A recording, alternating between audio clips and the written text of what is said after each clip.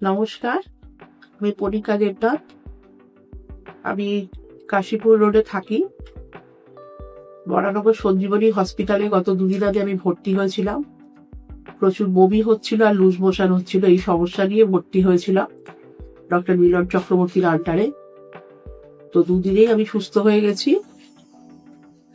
আর sir আমাকে আজকে রিলিজও করে দিয়েছেন। এখানকার সিস্টার স্টাফেদের ব্যবহার ভীষণ ভালো, সবাই ভীষণ কোঅপারেটিভ, আর খাওয়া দাওয়ার কোয়ালিটিও ভালো। মানে খাওয়া দাওয়ার অনেক অপশন থাকছে, আপনি যেটা খেতে চাইবেন সেরকম ভাবে চুজ করে নিতে পারেন।